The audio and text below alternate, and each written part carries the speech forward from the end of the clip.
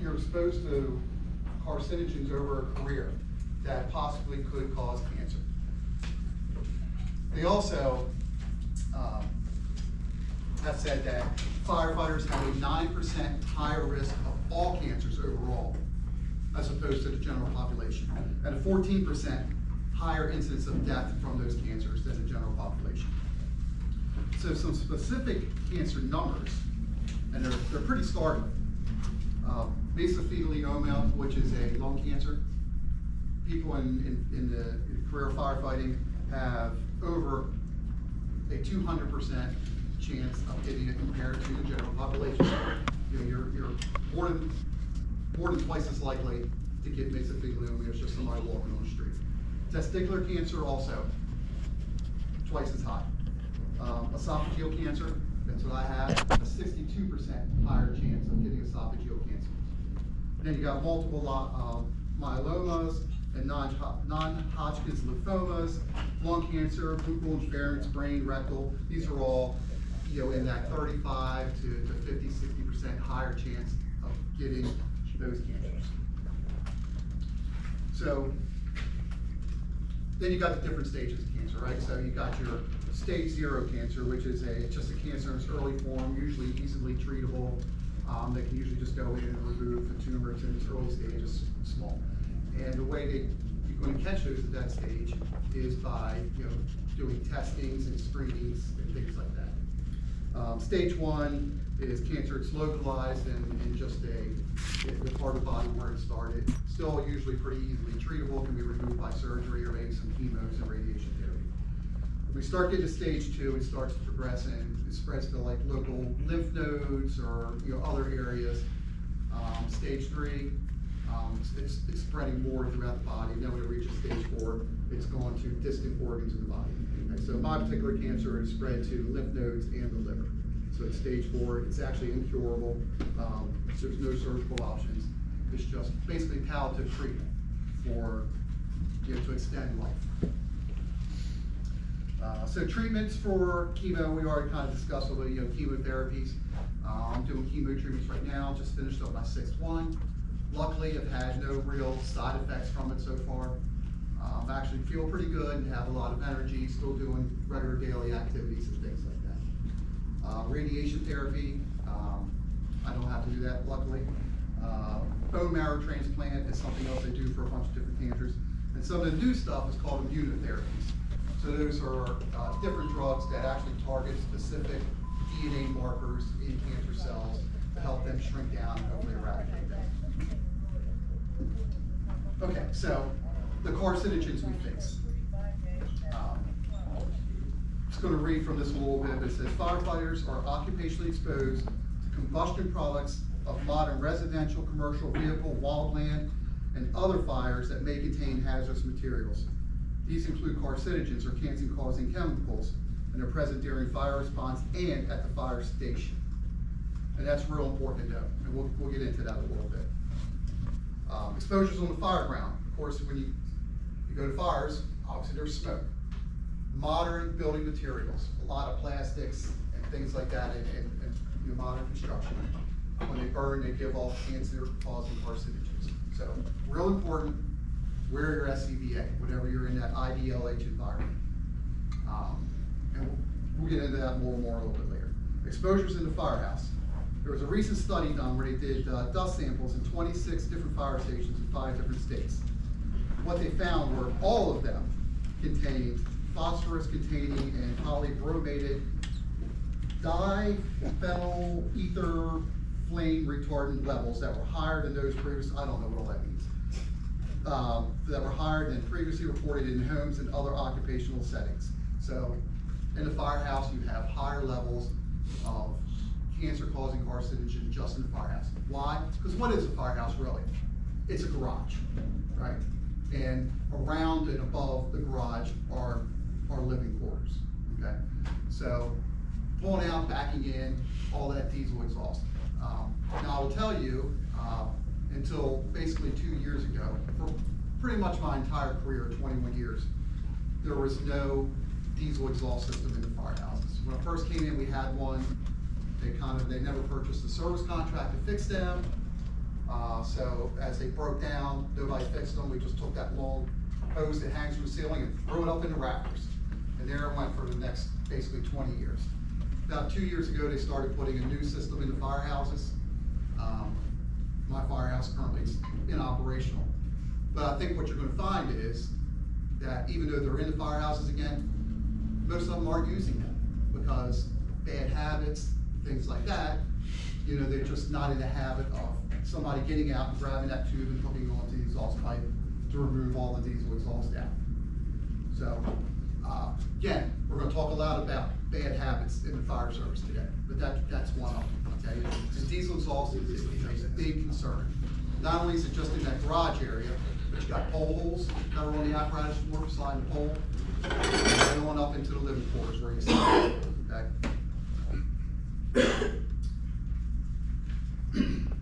One of the other big exposures to carcinogens is the turnout gear we wear.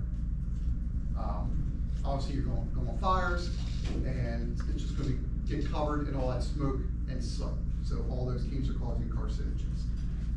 Again, when I came into this fire department 21 years ago, we had one set of turnout gear. So, and you were done with the fire, you went back, you just took it off, and might have hung it out to dry somewhere, but there was no cleaning it, there was no laundering it, there was no switching into a second set of gear. We didn't know better then, and we just kept getting dressed in the same old turnout gear with all that cancer carcinogens. The other thing we did back then was, at night when you went to bed in the bunk, took the turnout pants up with you, sat next to your bed so you could jump right in them and get a head start and, you know, and all that. You're taking that turnout gear into your living quarters. Just, again, bad habits. Now we have that second set of gear.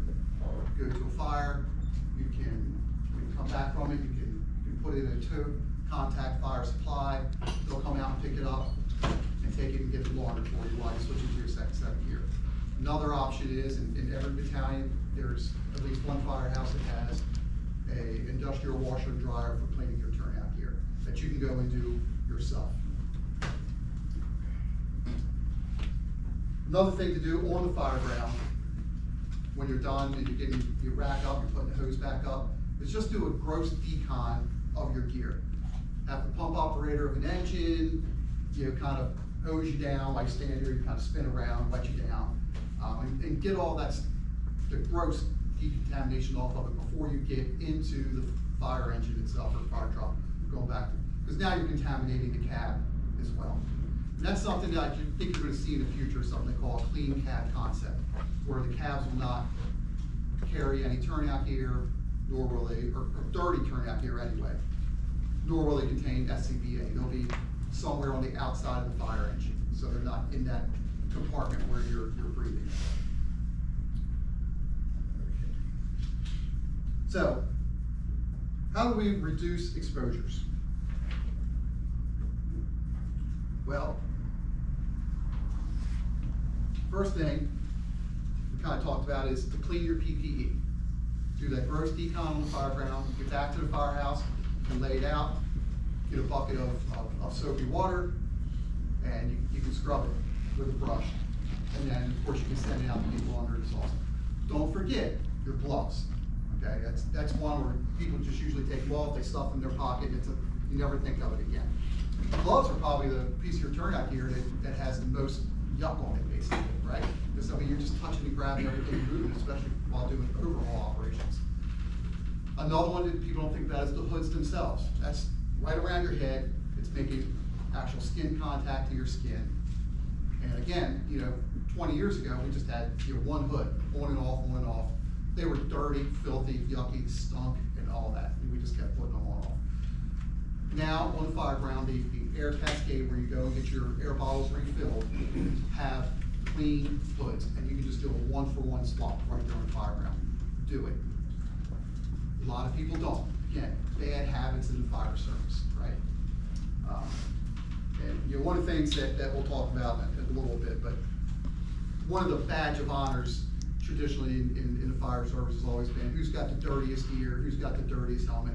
If you got the dirtiest stuff, that means you're the guy that puts out the most fires and things like that, right? We're beyond those days. Let's let's be smarter and think about our health, right? Clean your gear, clean your helmet, clean your gloves, clean your hood. Decontaminate the interior of the apparatus here at the fire. So, get some of the cavi wipes and wipe the seats down that you sat on with your dirty gear, and just clean the interior space of the fire engine. Clean the floor off. It's going to be full of mud and muck and yuck and all that type of stuff from inside the fire building.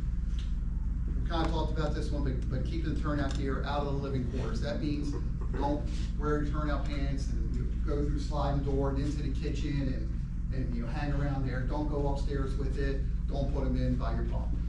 It's actually against our MOPs currently to take your turnout gear up into the pump room. So just don't do it. You may still see some people do it, but don't follow those bad habits. Don't be shamed into doing it either. And then we talked about using the diesel exhaust system in the firehouse. Very important. We have them.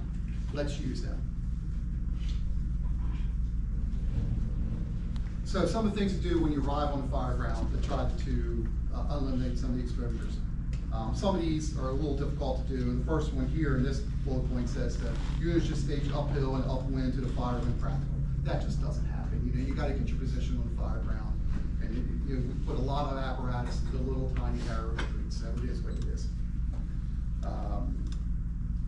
If the apparatus is not involved in fire ground operations, turn off the motor to reduce the diesel exhaust on the scene. That doesn't happen either. Stage the RIT crew somewhere readily available without standing in the smoke. Again, it doesn't happen. You need to be right in front of the building, near the chief who's in charge of the fire ground where he needs to be employed. Stay outside of the smoke envelope. Again, that's one, for me, being a pump operator, that's very difficult to do. And I've been a pump operator for 18 years. So it's like, well, he got cancer from occupational exposures, but he's not really going into fires anymore. Well, you're going into fires, but you're wearing your SCBA, right? I'm standing outside, eating all that smoke at the pump panel, so.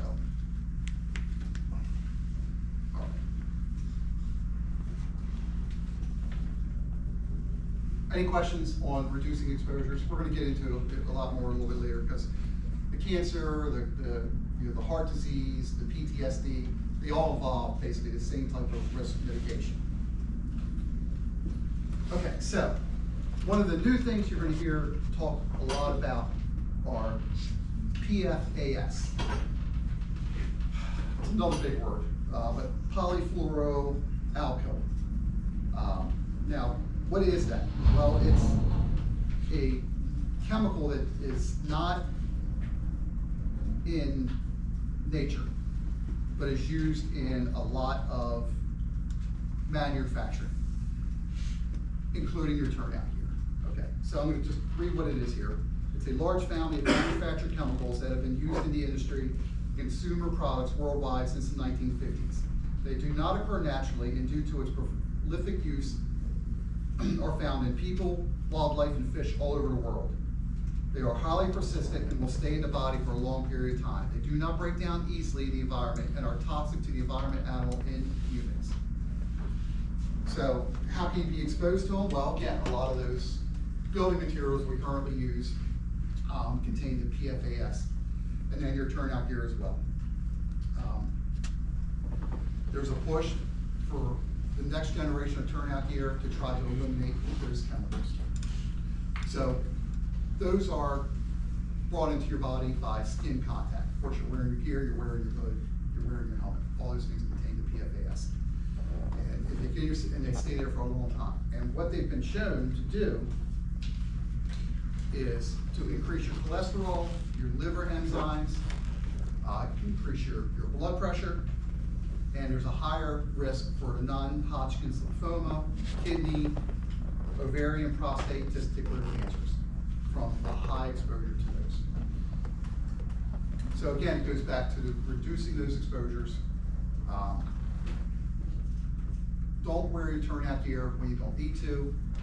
Again, that's another bad habit that you see. Some guys like to wear their turnout pants all day at the firehouse. Again, it's going to give you that extra 5-second jump to get on the fire engine. Okay? Don't do that. Again, a lot of it is about the culture change. You can hear me say that over and over again. So the best way to kind of mitigate your chance of getting cancer is to do cancer screenings. Currently, Baltimore City Fire Department does not offer us really any yearly physicals, cancer screenings, any cardiovascular screenings, okay? But we do have outstanding health care. So why don't we do it? Well, the biggest part of it is pride, right? A lot of us just don't like going to the doctor, or you got that it'll never happen to me kind of attitude, okay? But go to your doctor, get the yearly visit, and ask. You know, you might only be, 38 or 40 years old, but say, hey, I think I'd like to get an EKG. Doctor said, why do you need an EKG? Well, you're a firefighter. You have a 3-time higher chance of having cardiovascular disease than the general population. Hey, I'd like to get just a cancer screening. Well, why do you need cancer? Are you having any symptoms? No, but again, I have a much higher chance of contracting cancer because I'm a firefighter. If you explain that to them, then they'll probably write you an order for it. Okay, but you have to be proactive about your own health. Go to the doctor and talk to them. Don't ignore symptoms, and get screened. All right, so the next piece is heart disease. Again, higher prevalence of heart disease than the general population. The younger you are, and especially if you're female, it can be up to like a 4 times higher chance of having a cardiac event than the general population. As you get older, it's kind of like more narrow, but still you have twice as high of a chance of having cardiovascular disease. So what are the risk factors and why does that occur? Well, first is just the exposures we have, to smoke, to hazardous materials, and all those different things. A lot of them have to do with the stress we have. Obviously, you're in stressful situations, on fire grounds, EMS events, any of those different things. The irregular work hours will work and the shift work will work. 24 hours is a long time, and you have a very strange sleep cycle during that 24 hours. You're up and down, you're up and down. The busy companies, you don't get a lot of sleep at night. You're all going to spend a lot of time on the medic units. When you get out of here, there will be no sleep at night, right? So those are all stressors. One of the big stresses in the firehouse when you are in bed, if you can get to that point where you're in that good sleep cycle, that deep sleep and dream cycle, is you get the gong goes off, the lights come on, the tones open up, and they start saying things, especially if it's the do-do-do-do-do tones and you're going to a fire. Your body has to go from 0 to 100 immediately. And that's just very stressful on your heart. Your heart rate goes up, your blood pressure goes up. All not good for your heart. Okay. Of course, the exertions we have, you're wearing 50, 70 pounds of gear in a hot, heated environment doing physical labor. And then afterwards, you're doing the overhaul. And then stress and PTSD. Big part of it. And we're going to talk about PTSD in a few minutes. Inadequate physical activity and exercise. You all look like you're in pretty good shape right now as you can be out here running, right? And then you're going to go to the firehouse, and your first couple of years, you're going to spend a lot of time on the medic. You're going to spend a lot of time in your company doing training, and you're going to eat some huge-ass meals at the firehouse. Unhealthy meals. And eventually you're going to get your rookie book done, and you might get approved to be an acting pump operator, an acting EVD, and you kind of fall into the room of the firehouse, and your ass sits in that recliner all day in between runs. Obesity is an epidemic in the fire service. So stay healthy, do some physical activity, 30, 45 minutes a day, join a gym, get some exercise. Kind of mentioned this already, but the unhealthy diets in the firehouse and at home as well. Okay, it's kind of a gift to ourselves that we cook, we do what we do in the firehouse. Nice big meals, fried foods, There's a good amount of people that don't eat vegetables. Where you at, Mike?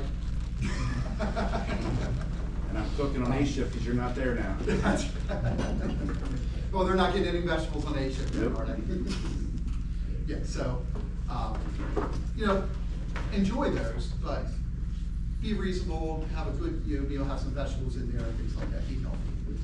And a lot of times that kind of carries over to your home life as well, you're not eating healthy. Again, you guys are gonna spend a lot of time on the medic units, and that's where you eat the worst. You know, you're running into all the fast food joints, the corner bodegas, you know, and all that, just grabbing stuff when you can. We talked about the interrupted sleep cycles. You know, that circadian rhythm is constantly interrupted all night. And then that carries over also to when you go home. You know, you have a real hard time sometimes just getting a good night's sleep. Especially if you're working some extra shifts and overtime and things like that. It just breaks it all up and your body just doesn't know what's day and what's night. Okay, so how can we prevent heart disease?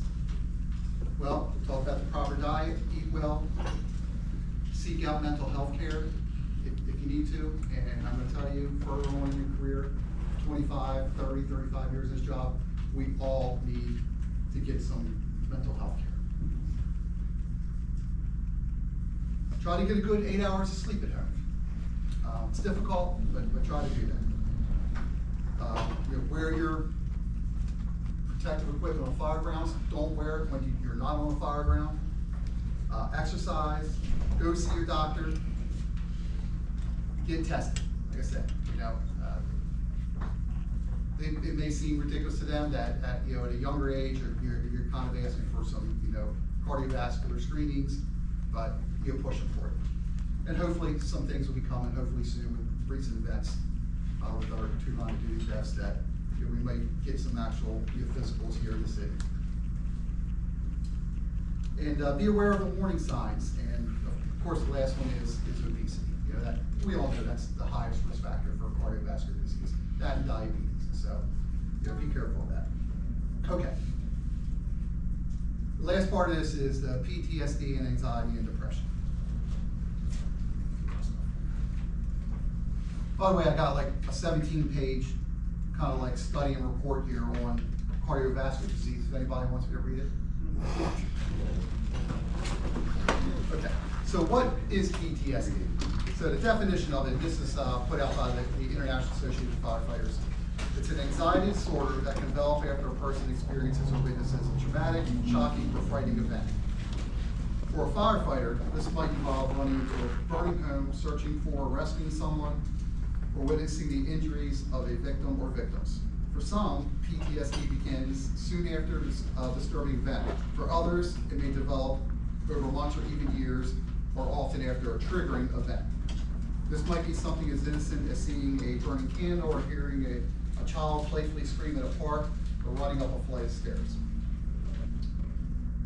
So what are some of the symptoms of PTSD? Intrusive memories.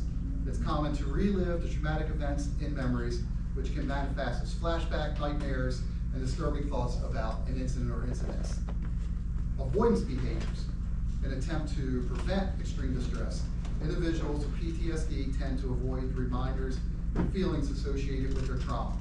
This could involve certain places, activities, and even people, potentially disrupting normal daily function. I'm going to tell you that's probably one of the most common symptoms of PTSD amongst us all is you just really don't like being in crowded places around people. And you'll see that, you know, come on later in your career. Increased arousal and reactivity. These may include irritability, anger, aggression, hypervigilance, insomnia, and startling or becoming sensitive easily. We used to call it having an A day. So you had a 24-hour shift, it was busy, you went home the next morning, and you know, your wife, significant other, you know, tries to talk to you, you're a little grouchy, you know, so an A day, you were just basically an asshole all day, right? So that's that change in mood. You know, my wife, sitting back there, all the time, it's like, you're grouchy, Dave, and of course, IADs are like, no, I'm not, I'm pretty grouchy, right? So, that's just one of those symptoms. Negative changes in mood and thought. Symptoms of these may include negative mood shifts, distorted beliefs about oneself, others, and the world. Any conspiracy theorists? And feelings, feelings of detachment and guilt, and lack of interest in previously enjoyable activity. And then the last one is probably one of the most common ones also, is a lack of empathy. The longer in this career, you just have a lack of empathy. So, you're gonna go on one of your first EMS runs, and it'll be a cardiac arrest, and you're like, oh my God, this is horrible, this is happening to this person. It weighs heavily upon you. 5 years, 10 years, 20, 25 years from now, you do your thing, you do your CPR, and then you just walk away from it, and you feel absolutely nothing, a complete lack of empathy. It could also spill over into your home life. If you have children, they fall down, they skin your knee, a normal parent would run up and pick them up, are you okay, you okay? Literally, you're just like, what the hell's wrong with you? Get up, shake it off. It's that lack of empathy. Anxiety. I'm just going to read just the definition that the IFF put out here. That's it. Okay, occasional anxiety is a normal part of life that most people experience from time to time. But when anxiety begins to interfere with one's ability to function at home, it can cause long-lasting physical and psychological harm. Because of the intensely stressful nature of the work, firefighters and paramedics may be susceptible to anxiety disorders. Some examples include generalized anxiety disorder, social anxiety disorder, and panic disorder. A lot of these are the same, and they cross over. So what are some of the symptoms?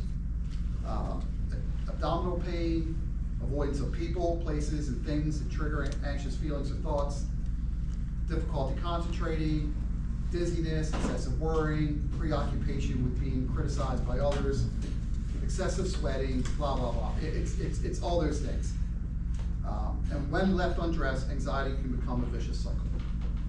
We probably all know somebody in our family or one of our friends that suffers some type of anxiety disorder or bipolar disorder and things like that. And then depression, again, a lot of the same signs and symptoms. But depression is a mood order that affects people from all walks of life. For many firefighters and paramedics, depression is often directly associated with the weight of the job's daily demands and traumatic calls that they respond to. The depression, some of the additional symptoms you can see from that are chronic sadness or feelings of emptiness, suicidal thoughts, recurring pessimistic thoughts, and memory problems. Okay. All right, so what do we do for prevention awareness of PTSD? First thing is know the signs and symptoms. I'm going to tell you, every one of you in here is going to have some level of PTSD throughout your career. It's just inevitable. As I like to say, you guys are about to embark on the best job in the world and one of the worst places you can do it. Okay, there's a lot of evil out there and a lot of horrible things. You're graduating Monday. You're about to be slammed into it. Okay, and are they going to spend their first how many hours on that unit? Like the next class? You don't know. Okay. Different class, different rules. Different class. Okay. It's like you're on that medic unit. You're going to be exposed to it all. You're going to see it all. Things that a human being should not be seeing.